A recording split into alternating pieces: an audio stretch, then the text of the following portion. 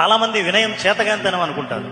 Ego చేతగానితనం, అహంకారం చేతగానితనం. వినయం చాలా గొప్ప గుణం. గుర్తుపెట్టుకోండి, వినయం ఉన్న వాళ్ళు ఎవరంటే తనకున్న బలమేంటో బలహీనత ఎంతో స్పష్టంగా తెలిసిన వాడికి వినయం ఉంటుంది. తన బలహీనతను అతి బలహీనతగా, తన బలాన్ని అతి బలంగా ఊహించుకున్న వాడికి అహం ఉంటుంది. అహంకారం ఉండకూడదంటే వినయం ఉండాలి.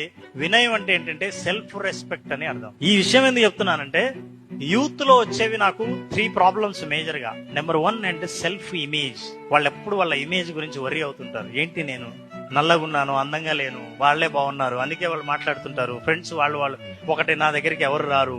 Second is bullying. వాళ్ళు ఆట పట్టించేవాళ్ళు, ఎగతాలు చేసేవాళ్ళు, అవతల వాళ్ళని బాధ పెట్టేవాళ్ళు, గుచ్చి మాట్లాడేవాళ్ళు. ఇది బుల్లింగ్. Third is habits. మన life 45% is habits only. Everything is habit. ఎన్ని గంటలకు నిద్ర లేస్తున్నారు, నిద్ర లేచిన తర్వాత ఏం చేస్తున్నారు, ఎంతసేపు చదువుతున్నారు, ఫోకస్ ఎంతసేపు పెడుతున్నారు, మొబైల్ ఎంతసేపు